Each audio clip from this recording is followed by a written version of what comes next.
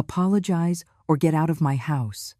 Those were the words my son shouted at me after his wife staged an entire scene of crying and humiliation in front of me. It all started at their house. I had arrived for a family dinner that Saturday evening. Jessica was there, sitting on her outrageously expensive sofa in her designer dress and that fake smile she always gives me when Ethan is looking, a smile that vanishes the instant he turns his head.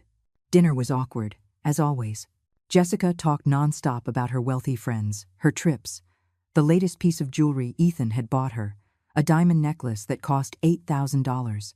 She said it 3 times during dinner. $8,000. As if she needed me to know exactly how much it was worth, as if she needed to rub it in my face that she has the money and the power in that relationship. I tried to eat in silence. I nodded when necessary. I smiled when I was supposed to. I did everything possible to avoid conflict. But with Jessica, it's never enough. She always finds a way to make me the problem. Helen, you passed the salt without me asking for it. Her voice came out sharp, offended, as if I had committed an unforgivable crime. I had seen her reaching for the salt shaker and simply slid it closer to her. A normal gesture, a common courtesy anyone would do at a table. But for Jessica, it was the perfect excuse. Sorry, I was just trying to help, I said calmly. With that infinite patience I've developed over these 3 years of enduring her contempt. But she was already starting her performance. It's just that you always do that. You always intervene. You always butt in. I can't even have a peaceful dinner without you hovering over me, controlling me. Her voice rose. Her eyes filled with fake tears.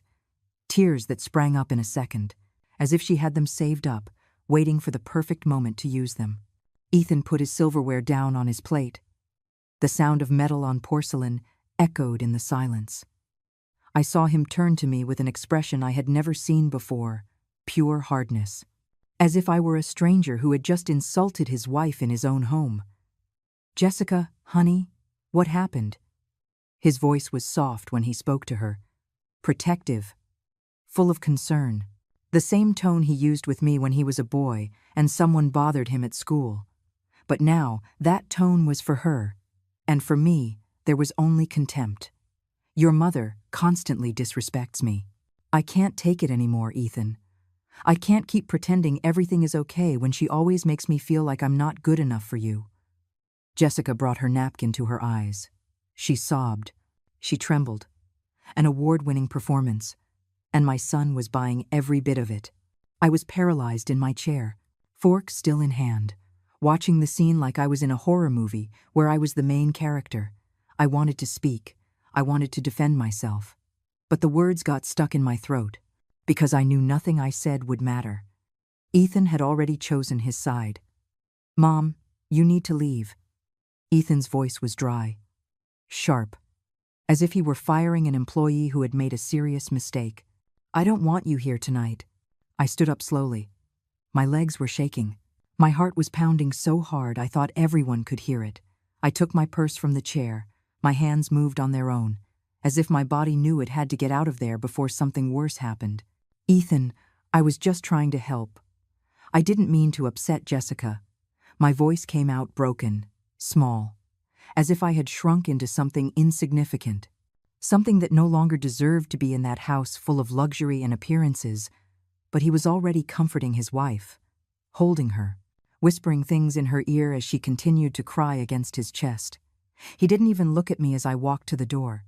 He didn't even lift his head to see his mother leave. Heartbroken, I reached the front door. I opened it. The cold night air hit my face. But before I could take a step outside, I heard his voice behind me. Firm, final, like a sentence with no appeal. Mom, this can't go on. Jessica is right. You're always interfering. You always make her feel uncomfortable. I need you to come next Saturday and apologize to her in front of all our guests. We're having a dinner party and you are going to apologize properly. Either that or don't bother coming back. I turned to look at him. There was my son. The boy I raised alone after his father abandoned us. The boy I fed with what little I had. The boy I dressed in second-hand clothes so he could go to a good school. The boy I worked double shifts for years. That boy was now a man who looked at me as if I were a problem he needed to solve. Apologize or get out of my house. Those words fell on me like stones, heavy, cold, unmovable.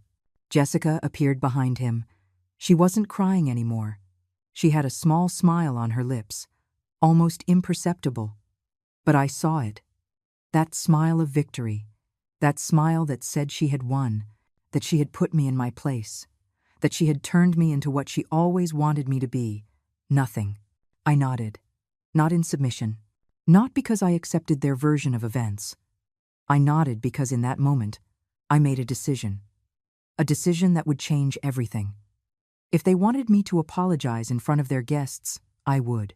But not in the way they expected. Not with my head bowed and the trembling voice of a mother desperate to win back her son's love. No. I was going to go to that dinner. I was going to stand up in front of all their rich friends with their plastic faces. And I was going to say something none of them expected to hear. Something that would destroy the entire perfect facade Jessica and Ethan had built. Something that would make them regret ever treating me this way. All right, Ethan. I'll be there on Saturday. I'll apologize to Jessica. I promise. My voice came out calm. Too calm. So calm that I saw a flicker of doubt in my son's eyes. But it was too late. I had already accepted. He had already sealed his own fate. I left that house with my back straight, without looking back, without crying, because the tears would come later, in the loneliness of my apartment, in the darkness of my room. But not there. Not in front of them. I wouldn't give them that pleasure. I walked down the empty street to the bus stop. The cold wind cut my face, but I barely felt it. My mind was already working, remembering, connecting the dots, gathering pieces of a puzzle I had been ignoring for far too long, because I knew things. Things Jessica thought no one else knew. Things I had seen, heard, kept silent about. The bus arrived. I sat in the back. I watched out the window as the city blurred past. The lights, the buildings, the people walking with their normal lives. And there I was, 67 years old, feeling like everything I had worked for was collapsing, but also feeling something new, something I hadn't felt in a long time, determination, because that Saturday wasn't going to be the day Helen Marquez knelt before a manipulative woman and her son who was blinded by money. That Saturday was going to be the day the truth came out. The day everyone would see who Jessica Davenport really was. The day my son would discover that the price of humiliating your mother is higher than he ever imagined. I got to my apartment. I closed the door. I stood in the darkness of the entryway, and for the first time in 3 years, I smiled. A small, bitter smile, but a real one. Because now I had a purpose, now I had a plan, and nothing and no one was going to stop me. There was a time when Ethan and I were inseparable, a time when he would come to me to tell me everything, his joys, his fears, his dreams, a time when I was his favorite person in the whole world. I remember the day he was born, March 29th. It was raining so hard the streets looked like rivers. I was alone at the hospital. His father had left us 2 months earlier when he found out a baby was coming. He said he wasn't ready to be a father, that he had other plans, that I would understand someday. I never understood, but I didn't need him either, because when they placed Ethan in my arms and I saw him open those dark eyes, I knew he was all I would ever need in this life. The first few years were hard. I worked in a laundromat during the day and cleaned offices at night. I slept 4 hours, sometimes less. But every time I came home and saw my son smiling at me from his crib, all the exhaustion disappeared. All the pain was worth it. Because I was building something. I was giving my son a chance at a better life than mine. Ethan was a brilliant child. He learned to read before the other kids in his class. He always brought home good grades. The teachers told me he was special, that he had a promising future, and I believed it. I worked more hours. I saved every penny, all so he could go to a good college someday. When he was 8, Ethan won a math contest at his school. I remember him running home with the certificate in his hands. "Mom, Mom, I won! Look what I won!" His eyes were shining with excitement, with pride. I hugged him so tight that he laughed and told me I was squishing him, but I couldn't let go. I couldn't stop thinking that all the sacrifice was paying off. That night, we had his favorite meal. Spaghetti with tomato sauce. Nothing fancy, nothing expensive. But for us, it was a feast. We ate sitting on the living room floor because we didn't have a table yet. We laughed. We talked about his dreams. He wanted to be an engineer. He wanted to build huge bridges that connected cities. He wanted to do important things. And I told him he would, that I would do everything possible to make sure he did. And I did. I worked until my body begged for rest, and even then, I kept going. Every extra dollar went into a savings account for his education. Every weekend I could pick up an extra shift. I took it. It didn't matter how tired I was. It didn't matter how much my back ached or how much my hands burned from all the washing and cleaning. Ethan was my purpose. My reason to keep going. When he reached his teenage years, our bond grew even stronger. He told me about the girls he liked, about problems with his friends, about his insecurities. I was his confidant, his advisor, his safe harbor. Every night, before bed, he would come into my room, and we would talk for hours, about everything, about nothing, just enjoying each other's company. "Mom, you're the strongest person I know," he told me one night when he was 15. He had just found out that one of his classmates had both parents and lived in a big house with a yard. I think he felt bad about our situation, about our small apartment, about the clothes I wore, which were already years old. But I took his hand and told him we didn't need more, that the two of us were enough, that love isn't measured in square feet or new clothes. And he believed me. For many years, he believed me. We were a team, Helen and Ethan against the world. That's what we called ourselves. That's how we felt. Invincible, united, unbreakable. He managed to get into college on a scholarship. I cried with happiness the day the acceptance letter came. I cried so much that Ethan had to hug me and tell me it was okay, that we had done it, that his life was going to change. And it did. He studied civil engineering, just like he always dreamed. He graduated with honors. He got a job at a major firm. He earned good money, very good money, more money than we had ever seen in our entire lives. The first thing he did when he got his first paycheck was take me to a fancy restaurant. "Mom, this is for everything you did for me." He ordered wine. He ordered an appetizer. He ordered dessert. He spent almost $200 that night. I felt uncomfortable with so much luxury, but he was so happy, so proud to be able to treat me, so grateful. He took my hand across the table and told me he would never forget everything I had sacrificed for him. I'll never forget those words, because they were the last truly honest words he ever said to me. The last words before everything changed, before she appeared. During the first few years of his career, Ethan came to visit me every week. Sundays were ours. We ate together. We watched movies. We talked about his work, his projects, his future plans. He bought me a new refrigerator when the old one broke. He helped me pay the rent when I had a tough month. He was attentive, affectionate, present. "Mom, when I have my own house, you're going to live with me," he promised me more than once. "You'll never have to worry about anything ever again. I'm going to take care of you, like you took care of me." And I believed him. Of course I believed him. He was my son, my boy, the man I had trusted my entire life. But then she arrived, Jessica Davenport. He met her at a business conference, a woman from a wealthy family, with contacts, with influence, with all the money we never had. Ethan introduced me to her 3 months after they started dating. He brought her to my apartment one Saturday afternoon. "Mom, I want you to meet someone very special." His voice sounded excited, nervous, like when he was a kid and had something important to show me. I opened the door, and there she was, Jessica, with her brand-name clothes, her expensive shoes, her perfume that probably cost more than my monthly rent. She looked at me with a polite smile, but her eyes sized me up in a second. They measured me, they judged me, and they found me lacking. "A pleasure, Helen." She didn't say Mrs. Marquez.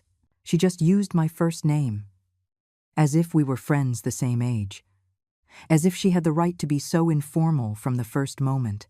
She walked into my apartment and looked around with that expression I now know so well, that expression that says everything without saying a word, that expression that screams, "How small, How old, how poor. I made coffee. I served cookies I had bought especially for the visit. I tried to make conversation, but Jessica answered in monosyllables, with forced smiles, with glances at her watch, as if being in my home was a torture she had to endure just because Ethan had asked her to. And Ethan didn't notice, or didn't want to notice. He was so fascinated by her, so enchanted. He looked at her as if she were the most wonderful thing he had ever seen. And maybe to him, she was. Because Jessica represented everything he never had. The money, the status, the entry into a world he had once only watched from the outside. After that visit, everything changed, slowly at first. So slowly I almost didn't notice. Ethan started canceling our Sundays. I have dinner with Jessica's parents. I have a work event. I have to go with Jessica to some function. There was always a reason. There was always something more important than spending time with me. The calls became less frequent, the visits more spaced out. And when he did come, he wasn't the same. He talked differently. He dressed differently. Even the way he looked at me had changed, as if he were suddenly ashamed of where he came from. As if I were an uncomfortable reminder of a life he wanted to forget. But I kept waiting. I kept believing it was just a phase, that when the novelty of the relationship wore off, my son would come back, that he would remember who was there when he had nothing, that he would remember who sacrificed everything so he could get where he was. How wrong I was. Jessica interred my son's life like a quiet storm. At first, everything seemed normal, even nice. Ethan was in love, and I wanted to see him happy. That's what a mother does. You put your son's happiness above your own doubts, above that inner voice telling you something isn't right. The first few months after meeting her were confusing. Ethan still visited, but it wasn't the same. He'd arrive in a hurry. He'd leave early. He always had his phone in his hand, always waiting for a text from her. And when that text arrived, his face would light up in a way that hurt me. Because that light wasn't for me anymore. It wasn't because he was with me. It was for her. One Sunday, he arrived with news. Mom, Jessica, and I are getting married.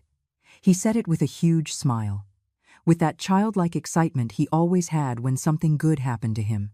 I should have jumped for joy. I should have hugged him. I should have told him I was happy for him, but something in my chest tightened. Something told me this wasn't going to end well. Still, I smiled. Still, I hugged him. Still, I said all the words a son expects to hear from his mother at a moment like that, because that's what we mothers do. We swallow our fears. We hide our doubts. And we offer support, even if inside we're dying of worry. The wedding was elegant. Too elegant. They got married in a ballroom that cost over $30,000 just for one night. There were flowers everywhere. Imported roses, orchids, arrangements so large they looked like sculptures. The food was from a renowned chef. The cake had 5 tiers. Everything was perfect. Everything was excessive. Everything was from Jessica's world. I felt out of place from the moment I walked in. My dress was simple, pretty but simple. I had bought it at a discount store because I couldn't spend $500 on a dress like the other guests. I did my own hair. My shoes were already 2 years old. And as I walked among all those elegant people, I felt every stare, every silent judgment, every thought that said she doesn't belong here. Jessica's family greeted me with cold courtesy. Her mother shook my hand as if she were touching something dirty. Her father didn't even look me in the eye. Her siblings ignored me after the obligatory hello. I was the mother of the groom, but to them, I was invisible. Worse than invisible. I was an uncomfortable reminder that Ethan came from nothing, that he hadn't always had money or an important last name. During the ceremony, I sat in the front row, alone. Because I had no one else. My family is small. My friends couldn't afford to come to a wedding like that. So there I was, watching my son marry a woman I barely knew, watching him look at her as if she were his entire universe, and feeling like I was becoming nothing. At the reception, they sat me at a table in the back, far from the head table where the bride and groom were, far from Jessica's family, who occupied the best tables. I shared a table with people who also didn't know anyone, distant cousins of someone, friends of friends. all just as lost as I was in that sea of luxury and appearances. Ethan came to greet me during the dancing. "Mom, you look beautiful." He lied. I knew it wasn't true, but I appreciated the lie because at least it meant he still cared about my feelings. We danced one song. He led me to the floor, and I tried not to cry. I tried not to think that this was the beginning of the end. That after today, my son wouldn't be just mine anymore. He wouldn't need me like he used to. "Thank you for everything, Mom. For giving me the life you gave me. For preparing me for this moment," he whispered in my ear as we danced. And I nodded because I couldn't speak. Because if I opened my mouth, I would sob. I would beg him not to forget me, not to let her change him, to remember where he came from. But I said nothing. I just danced with my son. I just enjoyed those 3 minutes that would probably be the last time he saw me as someone important in his life. After the wedding, everything accelerated. Ethan and Jessica moved into a house that she bought. A huge house in an upscale suburban neighborhood where every property was worth over $500,000. I went to visit them a week after they got back from their honeymoon. I brought a gift. A simple but nice set of dishes. It was what I could afford, what my budget allowed. Jessica opened the gift in front of me. She looked at the plates, turned them over to see the brand, and then she smiled. That smile I was starting to know. That smile that doesn't reach the eyes. "How lovely, Helen. Thank you. Although we already have a dinner service, but we can use this for when we eat something informal. Something simple." She left the box on the table as if it were trash to be thrown out later. Ethan said nothing. He didn't defend my gift. He didn't tell his wife to be kinder. He just looked away, uncomfortable, ashamed. And I understood in that moment that I couldn't count on him anymore. That she already had more power over him than I did. The following months were a process of slow disappearance. Every time I called, Ethan was busy. Every time I suggested visiting, there was a commitment.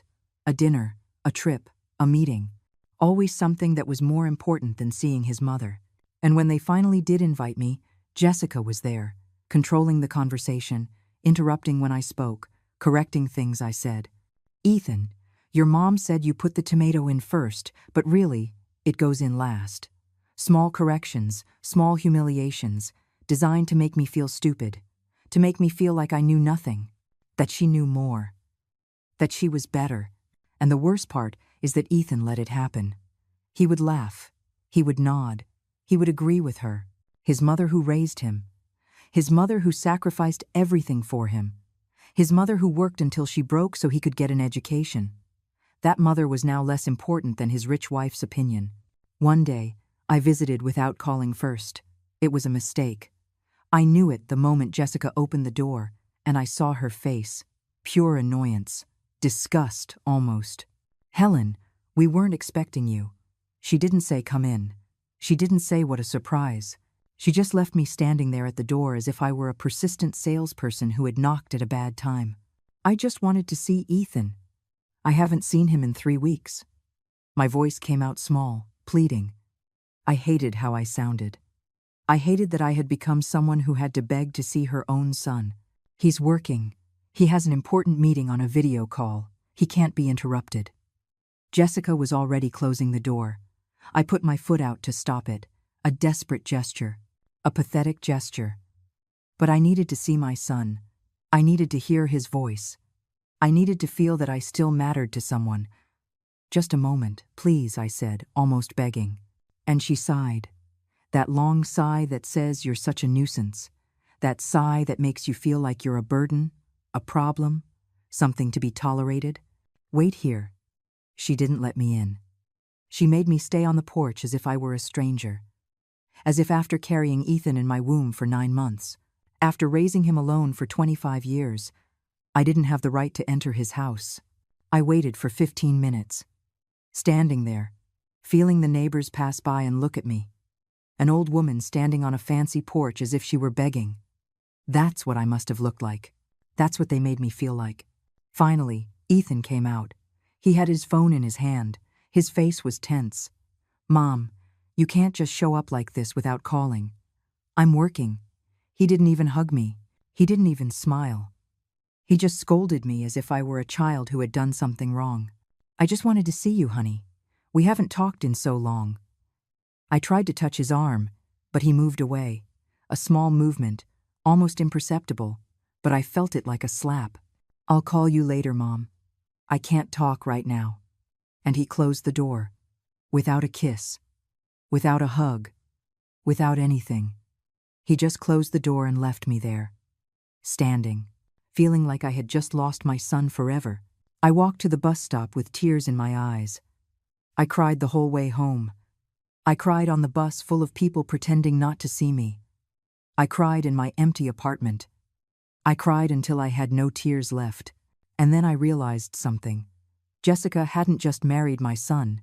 She had conquered him. She had changed him. She had turned him into someone I no longer recognized. Someone capable of closing the door in his own mother's face. The months that followed were the hardest of my life. Worse even than when Ethan's father abandoned us. Worse than the nights working without sleep. Worse than the years of poverty and sacrifice. Because this time, the pain was coming from my own son. And that pain has no equal. I tried to talk to him. I tried to make him see what was happening. I would call, and he was always in a hurry. "Mom, I'm in a meeting. Mom, I'm heading out to dinner.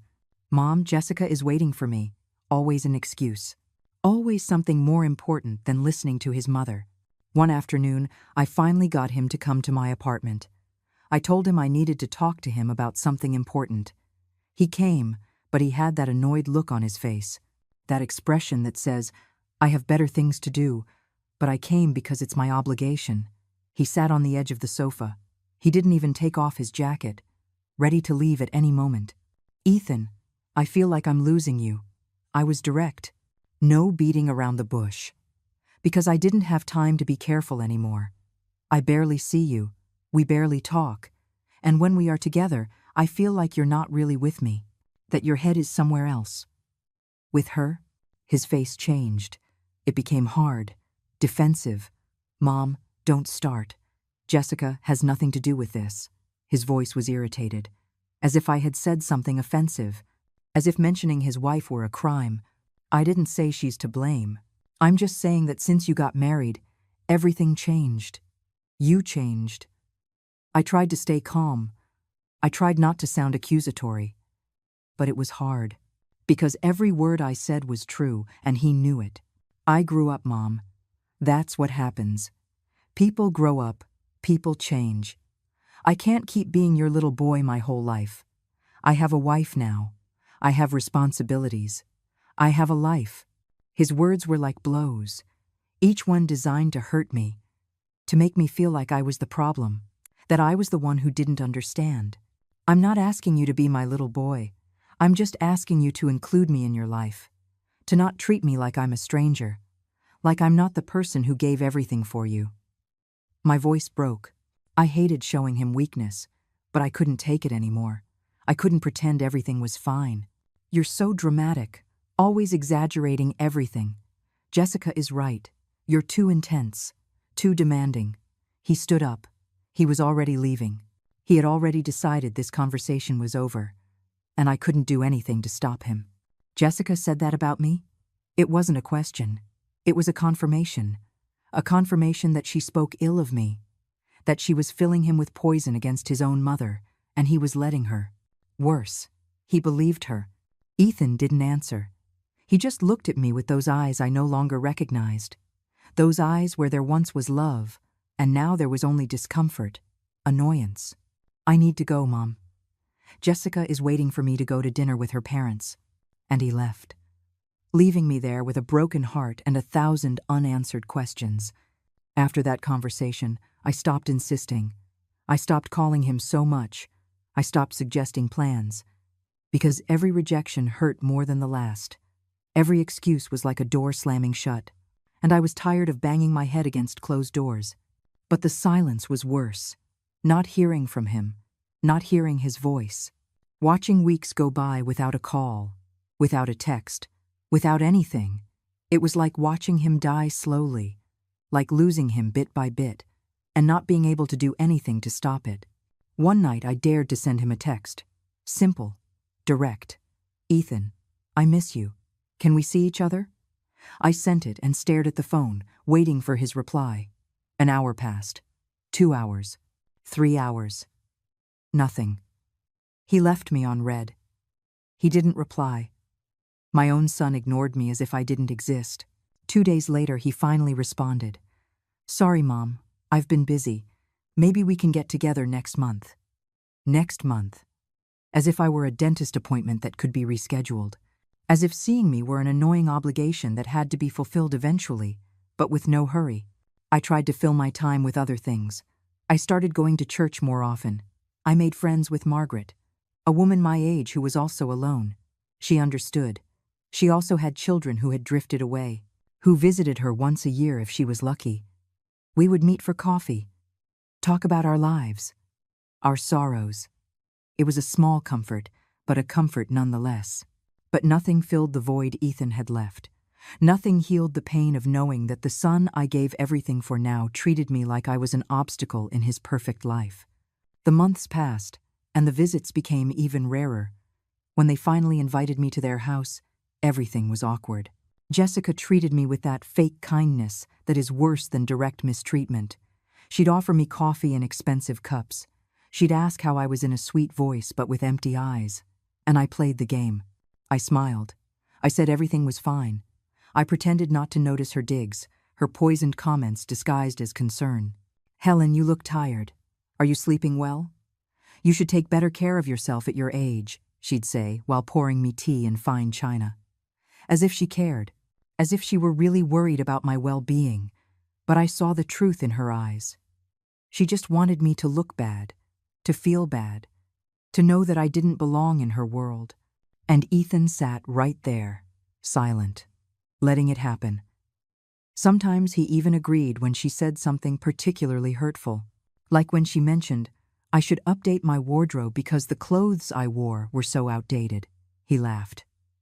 My own son laughed at his mother's clothes, the same mother who wore old clothes for years so he could have a new uniform for school. Jessica started comparing us. Subtly at first. My mother traveled to Europe last month. It was wonderful. Have you traveled, Helen? She knew perfectly well I had never left the country, that I barely had money to pay my rent. But she needed to rub it in. She needed me to know that she came from a better world, that her family was superior, that I was less. One day, I arrived at their house and found they had changed all the photographs. Before, there were some pictures of Ethan as a child, pictures I had given them, pictures of the two of us, of our life together. But now, there were only pictures of the two of them, of their wedding, of their trips, of their perfect life where I didn't exist. They had erased my history with my son. They had erased our past, as if those years had never existed. Where are the pictures that were here? I asked, trying to sound casual, trying not to show that I was dying inside. Oh, those. We put them in storage. Jessica redecorated. Everything is more modern now, more elegant. Ethan didn't even look at me when he said it. He was checking his phone, as if this were an unimportant conversation, as if he hadn't just told me he had stored away all the proof that I was ever important in his life. Every visit was a new humiliation. Every encounter, a new way to make me feel small, insignificant, invisible. And the worst part is that Ethan didn't just allow it. He participated. He had become his wife's accomplice in the task of destroying his mother. The invitations became even more spaced out, and when they did come, they always came with conditions. Come for dinner, Mom, but not too late. We have plans after. Come on Sunday, but only for 2 hours because we're going out. Come, but don't bring food. Jessica already cooked. Come, but don't talk about certain topics. They make Jessica uncomfortable. Come, but basically, don't be you. Don't exist. Just show up and disappear without a trace. I tried to talk to Ethan one more time, over the phone, because he wouldn't even see me in person anymore. Ethan, I know Jessica doesn't want me around. And I understand she's your wife, and she's your priority now. But I am your mother. That doesn't change. That should never change. Mom, enough already. You're obsessed. Jessica has nothing against you. You're the one who's always looking for trouble, the one who's always making drama. His voice sounded tired, fed up. as if I were a capricious child who couldn't understand reason, as if this were all a product of my imagination, of my need to create conflict where there was none. I'm not looking for trouble. I just want you to treat me like your mother, to include me in your life, to not make me feel like I'm a nuisance. The tears started to fall. My voice trembled. I didn't care about sounding desperate anymore. I was desperate. I can't keep having this conversation. It's always the same with you. Always the victim, always suffering. You need to grow up, Mom. You need to understand that you're not the center of my world anymore. And he hung up.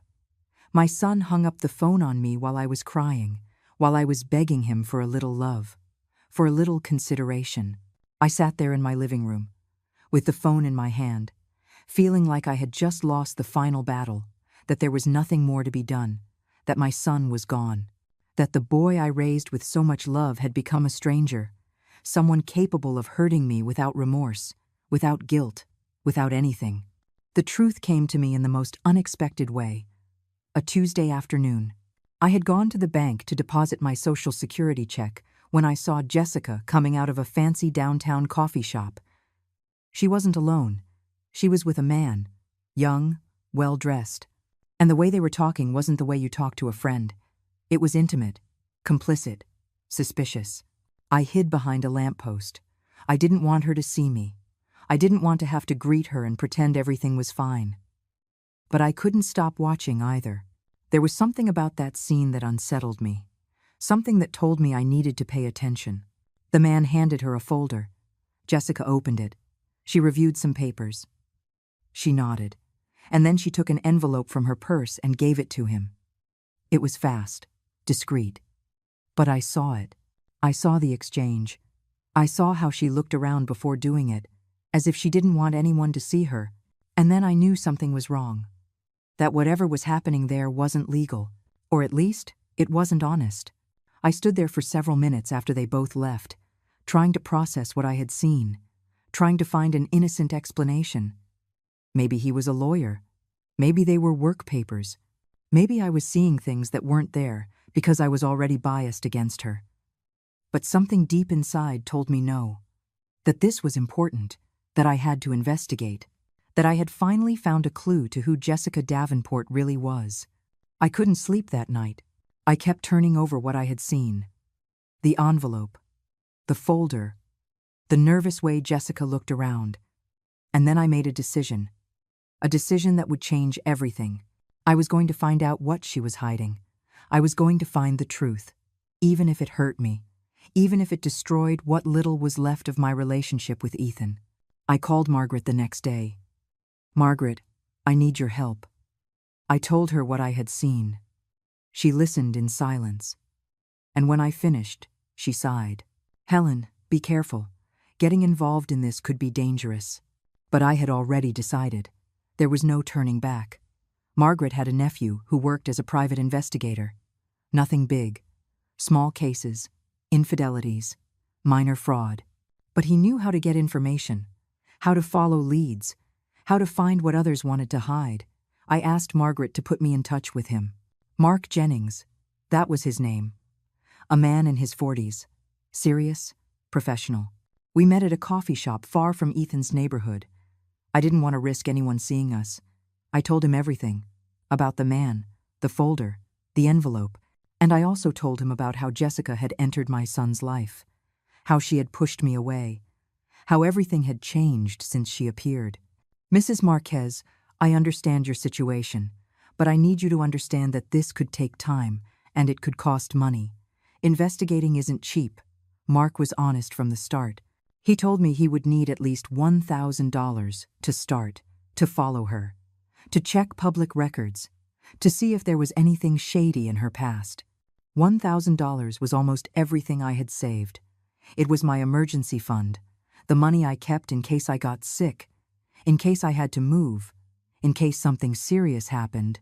But in that moment, I knew there was nothing more serious than losing my son without a fight. That if I didn't do this, I would regret it for the rest of my life. I gave him the money. All of it. And Mark began his work. He told me he would call me in 2 weeks, that I shouldn't try to contact Jessica or Ethan in the meantime. that I should act normal, that I shouldn't raise any suspicions. Those were the longest 2 weeks of my life. Every day I woke up wondering if I had done the right thing, if this wouldn't just make me the villain of the story, the meddling mother-in-law who couldn't let her son live his life. But then I would remember Ethan's face, how he had changed, how he treated me, and I knew that some outside force was influencing him, that my son hadn't become like this on his own, that someone was behind it. And that someone was Jessica. Mark's call came on a Thursday afternoon. "Mrs. Marquez, we need to talk. I found something." His voice sounded serious, worried even. We arranged to meet that same night at the same coffee shop. When I arrived, Mark was already there. He had a folder on the table, thicker than I expected. It looked full of papers, documents, proof. My heart was pounding so hard I thought it would burst out of my chest. "Mrs. Marquez, what I found is serious. Very serious," he began, without wasting time. "Jessica Davenport has been manipulating your son from the beginning, and not just emotionally, financially, too." He opened the folder and started showing me documents, contracts, bank statements, printed conversations. Jessica convinced Ethan to put all his savings into investments she supposedly managed. She promised to double his money in a year. He trusted her. He gave her everything. Over $120,000 he had saved from years of work. Mark pointed to the papers as he spoke. The numbers, the accounts, all right there, black and white. "And what happened to that money?" I asked, though I already feared the answer. I already knew nothing good could come of this. It disappeared. Or rather, she moved it to accounts in her name. To real investments, but ones where she is the sole beneficiary. Ethan put up the money, but she is the only owner. If they get divorced tomorrow, he doesn't see a cent of it back. Mark turned to another document. This is the contract he signed. It's written in a way that makes it look like they're partners. But if you read the fine print, everything is in her name. I felt the floor move beneath me. My son had been scammed. By the woman who claimed to love him. By the woman he married. And worse, he had no idea. He trusted her blindly. He had given her everything, and she had taken it without remorse. "There's more," Mark continued. "I found texts between Jessica and her mother from before the wedding, talking about how Ethan was the perfect candidate. Young, good salary, no family to interfere much. Those were her words. No family to interfere. And then there are more recent messages where she talks about you, Mrs. Marquez. What do they say?" My voice came out as a whisper. I was trembling. My whole body was trembling. Mark showed me the screenshots, WhatsApp conversations between Jessica and her mother, between Jessica and her friends, all talking about me, about the old lady, about the mother-in-law who doesn't know her place, about how she needed to get Ethan away from me because I was an obstacle to her plans. I've almost got him where I want him. I just need him to finish cutting ties with the mother. He's too dependent on her. But I'm working on it. Little by little, I'm convincing him she's toxic, that she manipulates him, that he needs to get away to be happy. That message was from 6 months ago. 6 months in which Jessica had systematically poisoned my son against me. Another message read, "The old lady showed up today without calling. I had to make up that Ethan was busy. She can't keep just appearing like that. I need him to set clearer boundaries. Maybe if I stage a situation where she looks bad in front of everyone, he'll finally understand he has to choose. Either her or me. And obviously, he'll choose me." Tears streamed down my face, unchecked. I read message after message, seeing how this woman had planned every step, every humiliation, every moment of pain. It had all been calculated. It had all been part of a plan to destroy my relationship with my son and take his money. I also found this. Mark pulled out more papers. Jessica has debts. A lot of debts. Her family isn't as rich as they seem. Her father has been bankrupt for 3 years. He lost his business. The house they live in is mortgaged to the hilt. All the money they have is borrowed. It's all appearances, pure smoke. And Jessica needed to marry someone who could maintain that lifestyle. Someone who had money, or who could get it. And she found Ethan. He showed me bank statements from the Davenport family. Debts to banks, to lenders, to credit card companies, hundreds of thousands of dollars. And all the while, they kept up appearances, kept living in their big house, kept buying expensive clothes, kept traveling, all with money they didn't have, all with loans they couldn't pay. And now Jessica was doing the same with my son's money, spending it, investing it in her name, making sure that when everything collapsed, she would be protected and Ethan would be left with nothing. Does Ethan know any of this? I asked, though I already knew the answer. Mark shook his head. He has no idea. She shows him fake account statements, tells him the investments are doing well, that they're making money. But the truth is, every month she takes money out of those accounts to pay her family's debts, to maintain the illusion of wealth, and Ethan works harder and harder, thinking he's building a future, not knowing that future is being stolen every single day. I closed my eyes. I tried to breathe. I tried to process everything I had just discovered. My son was being manipulated, scammed, deliberately alienated from me, and all for money. For damn money and appearances. What do I do with this, Mark? How do I tell my son that the woman he loves is a liar? How do I show him this without him thinking I'm making it up because I don't like his wife? That's the problem, Mrs. Marquez. Jessica has done a perfect job. She has planted in Ethan's mind that you are the problem, that you're controlling, jealous, manipulative.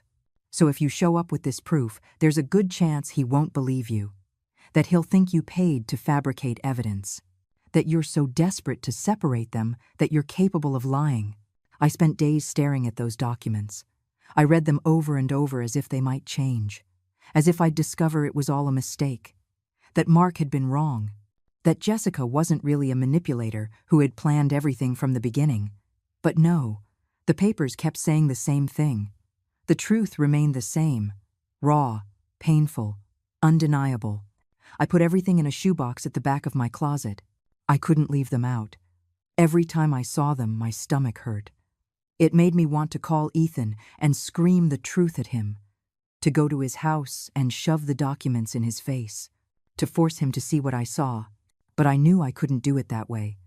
Jessica had done her work too well. She had turned me into the enemy, the toxic mother who couldn't be trusted. Margaret came to visit me often during those days. She brought me food because I had no desire to cook. She sat with me in silence when I didn't want to talk. And when I finally did speak, she just listened. She didn't judge. She didn't tell me what to do. She was just there. And that was more than my own son was doing for me. You have to be smart, Helen. You have to think carefully about how to use this, because you're only going to get one chance. If you do it wrong, Ethan will never believe you, and you'll lose him for good. Margaret's words echoed in my head all the time. She was right. I couldn't mess this up. I couldn't let my emotions control me. I had to be cold, calculating. Like Jessica, I started to watch, to pay attention to every detail. Every time Ethan mentioned something about his life, I wrote it down. Dates, names, places, financial decisions Jessica had suggested, trips they had taken, big purchases, everything. I was building a map, a timeline that showed the pattern, the systematic way Jessica had taken control. I also started saving every text Ethan sent me, every conversation where he repeated things that Jessica had clearly told him. Mom, you need to understand you can't just come over whenever you want. Mom, she feels uncomfortable when you criticize her decisions. Mom, you have to respect that I have my own family now. Words that didn't sound like my son. Words that had Jessica's venom hidden behind them. Mark called me 2 weeks later. I have more information. Jessica is planning something. We arranged to meet again. This time in a park. More discreet. Less chance of anyone seeing us together. Jessica is going to ask Ethan to buy a new house. Bigger. More expensive. She already found one. It's worth $800,000. She's going to tell him it's an investment. That the value will go up. That it's the perfect time. Mark showed me an email she had sent to a real estate agent, dated 2 days prior. My husband has good credit and excellent income. We are ready to make an offer. Ethan doesn't have $800,000. I barely had enough to buy the one I live in now, I said, confused, not understanding how Jessica planned to do this. I know, but she's going to convince him to take out a massive loan, to use all the credit he has. And when they get that house, she's going to have it put in both their names, but with a special clause. If they divorce, the house goes to her, because she's going to argue that her family put down the down payment, which is a lie. But she'll forge documents to prove it. Mark knew things that scared me, things that made me wonder just how deep Jessica's plan went. That's fraud. That's illegal. My voice trembled, not with fear, with rage, with helplessness. Watching this woman destroy my son, and I couldn't do anything to stop her. It is, but it's very hard to prove if Ethan signs voluntarily, if he agrees to everything without reading, without questioning, which is exactly what Jessica has been training him to do for 3 years. Trust her blindly. Don't doubt. Don't ask for second opinions. Just sign where she tells him. Mark put the papers away. Mrs. Marquez, if you're going to do something, it has to be soon, before he signs for that house. Because if he does, he will be financially tied to Jessica for decades, and getting out of that will be almost impossible. I didn't sleep that night. I sat on my bed with the box of documents in my lap, thinking, planning, trying to find the perfect way to reveal the truth. It had to be in public. It had to be in front of witnesses. It had to be at a moment when Jessica couldn't escape, where she couldn't twist the story, where she couldn't play the victim. And then I remembered. The dinner party. The one where I was supposed to apologize, where Ethan had invited his rich friends, Jessica's associates, the people who mattered in their new world of appearances. That was my chance. That was the perfect moment. I called Mark. I need you to come to that dinner. I need you to be a witness, and I need you to bring everything. Every document, every piece of proof, every text, everything. I explained my plan. He listened in silence. When I finished, there was a long pause. Mrs. Marquez, this is going to be brutal. It's going to destroy Jessica. But it's also going to destroy the image Ethan has of his life, of his marriage, of everything. Are you sure you want to do this? His voice sounded worried, as if he were warning me of the consequences, as if there were no going back after this. I'm sure. My son deserves to know the truth. He deserves to know that the woman he married is using him, is stealing from him, and is deliberately pushing his mother away. If after knowing all this, he still decides to stay with her, at least it will be his decision, an informed decision, not one based on lies. My voice came out firm, firmer than I had felt in months. All right, I'll be there. Mark agreed. And then I knew there was no turning back. That at that dinner, everything was going to change, for better or for worse. But it was going to change, and I was going to be the one to start it. I spent the days leading up to the dinner preparing, rehearsing in my head what I was going to say, how I was going to say it. I had to be perfect. I had to be clear, direct, with no emotions to betray me, no tears to make me look weak, no rage to make me look like the bitter mother-in-law. Just facts, just truth, just justice. I tried on 3 different dresses. I wanted to look dignified, respectable. I didn't want anyone to be able to say I was the poor mother, envious of her son's life. I chose a gray dress, simple but elegant. I fixed my hair. I put on a little makeup. When I looked in the mirror, I saw a different woman. A woman who was no longer going to beg. A woman who was no longer going to humiliate herself. A woman who was going to fight. Margaret came to see me the night before the dinner. "Are you ready?" she asked. I nodded. "I'm ready. For the first time in a long time, I'm ready." She hugged me, so tight I could barely breathe. "Be careful, Helen. Whatever happens tomorrow, be careful. And don't have any regrets. Whatever you do, don't regret it." I'm not going to regret it. I've spent too much time regretting not acting sooner, regretting letting Jessica do whatever she wanted, regretting accepting the crumbs of attention Ethan gave me. Not anymore. Tomorrow, it all ends. Either I get my son back, or I lose him for good. But at least I'm going down fighting. Ethan's call came on Wednesday morning. Mom, Jessica and I are having a dinner party on Saturday. We want you to come. His voice sounded strangely formal, like he was reading a script, like someone had told him exactly what to say. Of course, honey. What time do you want me to be there? I kept my voice calm.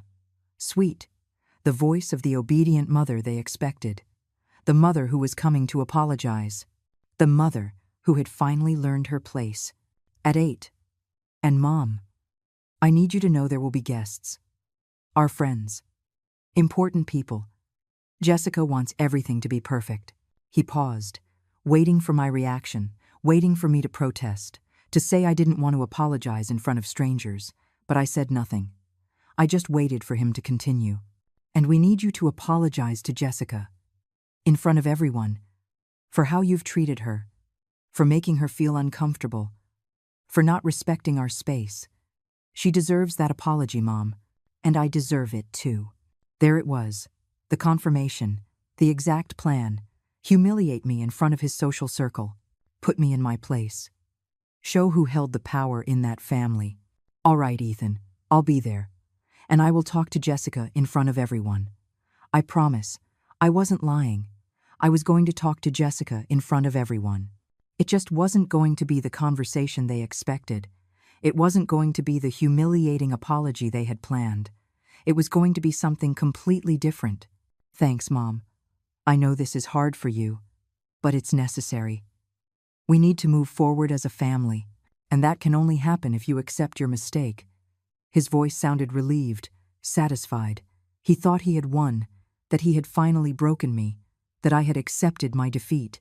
He hung up, and I stared at the phone, feeling that strange mix of sadness and determination. Sadness, because my son truly believed I was the problem. Determination, because in 3 days, I was going to show him who the problem had been all along. I called Mark immediately. It's Saturday, at 8. I need you to arrive at 8:30. When everyone is already there. When they can't cancel or escape. I gave him the address. I repeated the plan. He confirmed he would be there. With everything. With every piece of proof. Every document. Every text. The next few days were strange. I was calm. Too calm. Margaret told me I seemed like a different person. That I had a peace about me that was scary. And she was right. Because I had already made the decision. I already knew what I was going to do. There were no more doubts. There was no more fear. Just clarity. Just purpose. Saturday arrived. I woke up early, even though the dinner was at night. I showered. I got ready calmly. I put on the gray dress. I did my makeup. I looked in the mirror, and for the first time in months, I recognized myself. I wasn't the broken woman I had been. I wasn't the pleading mother begging for attention. I was Helen Marquez, the woman who raised a son on her own, the woman who worked to exhaustion, the woman who deserved respect, and who was about to demand it. I took a taxi to Ethan's house. I arrived at exactly 8 o'clock. I rang the doorbell. My heart was pounding, but my hands weren't shaking. I was ready, more ready than I had ever been for anything in my life. Jessica opened the door. She was wearing a black dress that probably cost $1,000. Sparkling jewelry, perfect makeup, fake smile. Helen, so glad you could make it. Her voice dripped with poisonous sweetness. The sweetness she uses when there are witnesses, when she has to pretend to be the perfect daughter-in-law. I walked in. The house was full of people. Elegant couples, well-dressed, with wine glasses in their hands, chatting in small groups. The smell of expensive food filled the air. Everything was perfect. Everything was designed to impress, to show success, to scream, "Look at everything we have." Ethan walked over. He gave me a quick kiss on the cheek. "Mom, thanks for coming. Come, I want to introduce you to some friends." He led me from group to group, introducing me as his mother, but without pride, without affection, just as a social obligation. "This is my mom. This is Helen." Empty words, meaningless, loveless. I smiled. I said hello. I accepted the glasses of wine they offered me, even though I don't drink. I just held them. just played the part that was expected of me. The grateful mother, happy to be included. The mother who was going to apologize. The mother who had finally learned. At 8:20, Jessica tapped her glass with a knife. The sound got everyone's attention. The conversation stopped. All faces turned to her. She smiled. That smile of triumph. That smile that said, "Now comes the good part. Now comes the public humiliation." Friends, thank you for being here tonight. Ethan and I wanted to share this special dinner with you, and we also wanted you to be witnesses to something important. She looked at me. Her eyes glittered with barely contained malice. Helen, Ethan's mother, has something she wants to say to us. Something she needs to say in front of all of you. Everyone looked at me. Expectant. Curious. Some with pity. Others with discomfort. No one knew exactly what to expect, but everyone knew it was going to be awkward. I stood up. I set my glass on the table. I walked to the center of the living room, right in front of Jessica and Ethan. "You're right, Jessica. I do have something to say, and I need everyone to hear it." My voice came out clear, firm, unwavering. I looked at my son. I looked at the woman who had destroyed our relationship. And then I smiled. A small, calm smile. The smile of someone who knows they're holding all the winning cards. At that moment, the doorbell rang. Mark had arrived. Exactly on time, just as we had planned. Jessica frowned. She wasn't expecting any more guests. Ethan, confused, went to open the door. When he saw Mark with his briefcase, his face showed surprise. "This is Mark Jennings. He's with me. He's part of what I need to tell you," I said, before Ethan could ask. Mark walked in. He nodded a short greeting. He stood beside me, like an ally, like a witness, like living proof that what I was about to say wasn't a product of my imagination or my desperation. It was real. It was verifiable. It was undeniable. "Jessica, you asked me to apologize to you, to admit that I've been a bad mother-in-law, that I've interfered, that I've made you feel uncomfortable." I paused. I let the silence stretch. I let everyone pay attention. "And you're right, I should apologize, but not for what you think." Her face changed.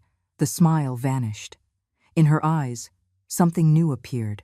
Worry, fear, maybe. As if she suddenly realized this was not going according to her plan, that I was not the submissive mother she expected, that something had changed. "I must apologize for taking so long to find out who you really are, for letting you manipulate my son for 3 years, for not acting sooner. But that ends today. Today, everyone is going to know the truth about you, Jessica Davenport, about your family, about your intentions, about everything you've been hiding behind that fake smile and that borrowed luxury." The silence in the room was absolute. No one breathed. No one moved. Everyone stared. Ethan took a step toward me. "Mom, what are you doing?" His voice sounded alarmed, angry, but also confused, as if he didn't know whether to stop me or listen. "I'm saving my son. That's what I'm doing." I looked at Mark. He opened his briefcase. He took out the first folder, the first piece of proof, the first of many documents that were about to destroy the perfect world Jessica had built on lies. And we began. Mark placed the first folder on the dining room table. All the guests gathered around, curious, uncomfortable, unable to look away from what was about to be revealed. Jessica stood still, too still, like an animal that knows it's trapped but is still looking for an escape. "Ethan, your wife convinced you 2 years ago to invest all your savings in a fund she supposedly managed. $120,000. Your money. The money you earned with your work," I began. My voice was steady, every word measured, every sentence a direct blow to the heart of the lie. "Mom, what are you talking about?" Ethan tried to interrupt. His face was a mask of confusion, annoyance, but also a flicker of fear, as if a part of him already knew he wasn't going to like what came next. "Let me finish. Mark, show them the documents." Mark opened the folder. He took out the contracts, the bank statements, the papers that showed every movement of that money. "Here is the contract you signed, Ethan. It says that you and Jessica are partners, that you both own the investment. But if you read this clause right here, in the fine print, you'll see that in the event of a marital dissolution, all assets go to her. Only her. Ethan took the papers. His hands were shaking. He read. He reread. His face changed with every line. From confusion to disbelief. From disbelief to understanding. From understanding to horror. Jessica, is this true? Why is this clause here? His voice sounded broken, as if every word pained him. Honey, it's just a legal technicality. My lawyer said it was necessary to protect the investment. Jessica tried to sound calm, but her voice was trembling. Her hands moved nervously. She reached out to touch Ethan, but he pulled away. A small but definitive movement. Protect the investment. Or protect yourself, I continued. Because that money was never in any real investment, Ethan. Look at these bank statements. Mark showed more papers. Your money was transferred to Jessica's personal accounts, and from there, it was used to pay debts. Her family's debts. The guests were murmuring now. Glances were exchanged. Some took out their phones, probably recording, or taking pictures. The scandal was unfolding in front of them. And everyone wanted their piece of the gossip to tell later. That's a lie. That's completely false. Jessica raised her voice. Her face had turned red. She was no longer the elegant hostess. She was a cornered, desperate woman. Ethan, she's making all this up. She's jealous. She's always been jealous of what we have. Jealous. I repeated the word with bitterness. Yes, Jessica, I'm jealous. Jealous of how you stole my son, of how you manipulated him, of how you systematically pushed me away. Mark, show them the messages. Mark took out more papers. Screenshots of conversations. Conversations between Jessica and her mother, between Jessica and her friends. Conversations where she planned every step, where she talked about me as an obstacle, where she mocked Ethan for trusting her, where she calculated how much money she could get out of him before he noticed. Ethan read the messages in silence. The color drained from his face with every line. I've almost got him where I want him. The old lady is a problem, but I'm pushing him away from her, bit by bit. It's easier than I thought. I just have to cry a little, and he does whatever I want. Those were Jessica's words. Her own words. Impossible to deny. Jessica, you wrote this? Ethan held up the phone. His voice was barely a whisper full of pain, of betrayal, of a world collapsing. Did you really write this about me? About my mother? Jessica didn't answer. She just stared at the papers, looking for an escape, looking for an explanation, but there was none. The proof was irrefutable. The messages were clear. It was all there, black and white, undeniable truth. And there's more, I continued, mercilessly. Jessica told everyone her family is rich, that they have properties, successful businesses. But the truth is, they're bankrupt. Her father lost everything 3 years ago. The house they live in is mortgaged. They have debts with 4 different banks, over $500,000 in debt. And your money, Ethan?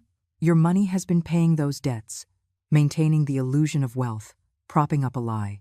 Mark showed the bank documents from the Davenport family. Overdue mortgages, unpaid loans, maxed out credit cards. All the money they pretended to have was smoke, debt disguised as success. And now everyone in that room knew it. All the elegant friends, all the business partners, everyone who had believed the facade.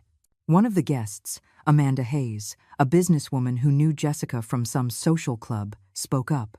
So, the trips to Europe, the jewelry, that was all with Ethan's money? Her voice was indignant, deceived. Because she had probably also believed that Jessica was on her same social level, that she belonged in that circle of wealth. And now she was discovering it was all a lie. Jessica tried one last time. Ethan, please let me explain. Yes, I made mistakes, but I did it for us, for our future. Your mother is twisting everything. She's making it look worse than it is. Her eyes filled with tears. Real tears this time. Not of manipulation, of desperation, of watching everything fall apart. But Ethan wasn't looking at her with love anymore. He was looking at her with disgust, with betrayal, with the pain of someone who discovers that everything they believed was a lie. You used me. From the very beginning, you used me. You pushed me away from my mother. You made me believe she was the problem, when the problem was you. His voice rose, rage mixed with pain. You needed my money. That's all you ever needed. And I was stupid enough to give you everything. He turned to me. His eyes were full of tears. Mom, I didn't know. I had no idea. I thought you were jealous. I thought you couldn't accept that I'd grown up. But it was her. All this time, it was her. His voice broke. My son, my boy, crying in front of everyone, destroyed. I wanted to hug him, but I stopped myself. Not yet. First, I had to finish what I started. First, I had to make sure Jessica could never hurt him again. Ethan, she was going to have you sign an $800,000 mortgage next week for a house that was going to be in her name, with fake documents saying her family put down the down payment. You were going to go into debt for 30 years for a house that would never have been yours. Mark showed the emails, the documents from the real estate agent, the entire plan, detailed, ready to be executed. All that was missing was Ethan's signature. Just one more week of deception, one more week of lies, and my son would have been financially trapped forever. The guests weren't hiding their shock anymore. They were talking amongst themselves, pointing at Jessica. Some were leaving. Others were on their phones. By tomorrow, the whole city would know what happened tonight. Jessica Davenport would be socially destroyed. No one in that circle would ever trust her again. No one would ever welcome her. Her reputation was finished. Jessica collapsed. She fell onto the sofa, sobbing. She wasn't trying to defend herself anymore. She wasn't trying to explain. She just cried because she knew she had lost. That everything she had worked for, everything she had built on lies, had come crashing down in one night. At one dinner, because of one mother-in-law she had underestimated. Ethan walked over to me. He took my hands. Mom, forgive me. Please, forgive me. I was an idiot, a blind fool. I treated you so badly. I pushed you away. I made you feel like you didn't matter.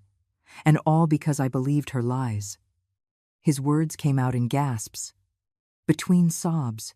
My son was crying, and I finally let the tears fall too. I hugged him, tight, tighter than I had hugged him in 3 years, the way I used to hug him when he was a boy, and the world hurt him. And I was his refuge, his protection, his home. It's okay, honey. It's okay.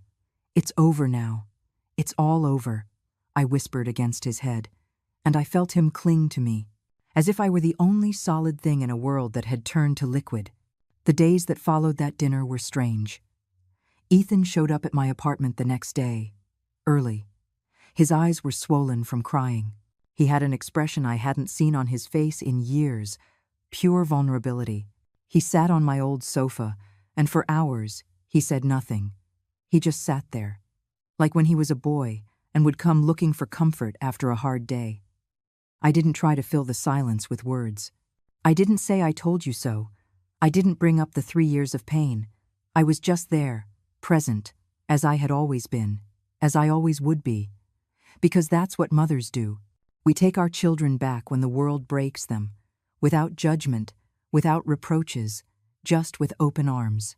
Mom, how could I have been so blind? He finally spoke. His voice was broken, ashamed. How could I not see what she was? How could I let her treat you like that? Let me treat you like that? He covered his face with his hands, and he cried again. The tears of a man who discovers he built his life on lies. I sat down next to him. I took his hand. The same hand I held when he took his first steps. The same hand I bandaged when he fell off his bike. The same hand that now trembled with pain and regret. She is very good at manipulating, Ethan. She chose you because she knew you were noble, that you were trusting, that you loved with your whole heart. It's not your fault for believing in someone who said she loved you, but it is my fault for pushing you away, for treating you like you didn't matter, for making you feel like you were the problem. He looked at me with those eyes that looked so much like mine, the eyes he inherited from me. Mom, I will never be able to apologize enough. I'll never be able to make up for those 3 years. I don't need you to make up for anything. I just need you to never again forget where you came from. Who was there when you had nothing? Who loved you, even when you stopped loving me?" My voice was soft. No resentment. Because resentment doesn't build bridges. And I needed to get my son back, not punish him. Ethan moved back into a small apartment. He left the house he shared with Jessica. He started divorce proceedings. Mark helped him with the legal documents, with the lawsuits to recover at least part of the stolen money. It would be a long, painful process, but a necessary one. Jessica tried to call him several times. She sent him long texts, letters, begging for another chance, promising she would change, that it had all been a misunderstanding. But Ethan didn't answer. He had learned his lesson. He had seen the truth, and there was no going back. The Davenport family tried to threaten lawsuits, public scandals, but Mark had everything documented, every lie, every fraud, every manipulation, and they knew it. They knew that if they took this to court, they would lose even more than they already had. So they stayed quiet, humiliated, socially destroyed. Sundays became ours again. Ethan came to my apartment every week. We ate together, we talked. We laughed sometimes, we cried others, rebuilding what Jessica had destroyed, brick by brick, conversation by conversation, hug by hug. One Sunday, 2 months after that dinner, Ethan arrived with a box. "Mom, I found this stored in the garage of the house." Jessica had hidden them. He opened the box. It was the photographs. All the pictures of our life together, the ones that had disappeared from his house. The ones Jessica had erased. There they were. Ethan as a baby. Ethan at his first communion. Ethan graduating. The two of us, smiling at every stage of his life. I'm going to frame them. I'm going to put them up in my new apartment. Because I am never going to forget who was there, who loved me when I had nothing, who sacrificed everything so I could have a better life. He looked at me with tears in his eyes. "Forgive me, Mom. Please, forgive me. I already forgave you, honey. The day you were born, I forgave you for anything you could ever do in this life."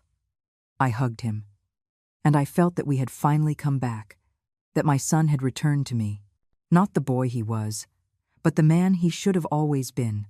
A man who knew the value of loyalty, of true love, of family.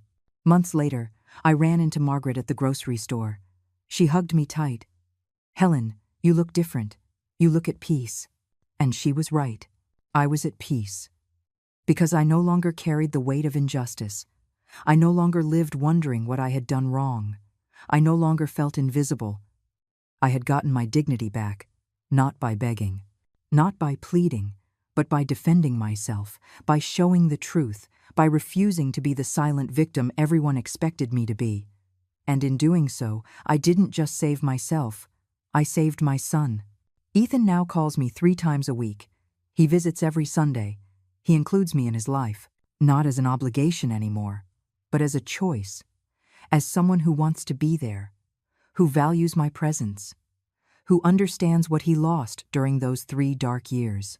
Sometimes he asks me how I could forgive him so easily, how I could take him back without reproaches, without making him pay for the pain he caused. And I tell him the truth, because a mother's love isn't conditional. It's not a love that keeps score. It's a love that forgives, that waits, that never gives up. But I also tell him that forgiveness doesn't mean forgetting, that the scars are still there, invisible but real, and that he will have to live with the knowledge that he hurt the person who loved him most. That is his burden.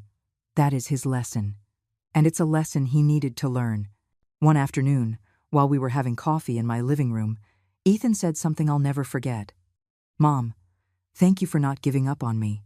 Thank you for fighting. Because if you hadn't, I would have lost everything. My money, my dignity, and worst of all, I would have lost you. And that would have been the most terrible thing of all." I smiled, a calm, serene smile. The smile of someone who fought and won. Not with shouting, not with violence, but with truth, with dignity, with the quiet strength that only mothers know. I was never going to give up on you, honey. Never. Because you are my life, my purpose, my reason to keep going. Today, I am 67 years old. I live in the same small apartment. I wear the same simple clothes. I eat the same simple food.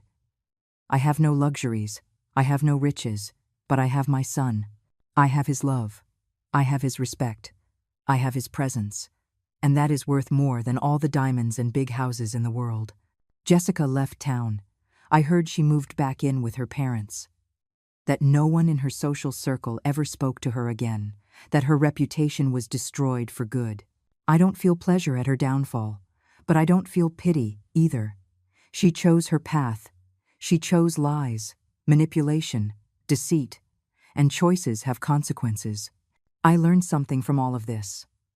I learned that silence isn't always peace, that putting up with things isn't always love, that sometimes you have to fight, you have to defend yourself, you have to say enough, and you have to do it without fear, without guilt, with the certainty that defending your dignity is never wrong.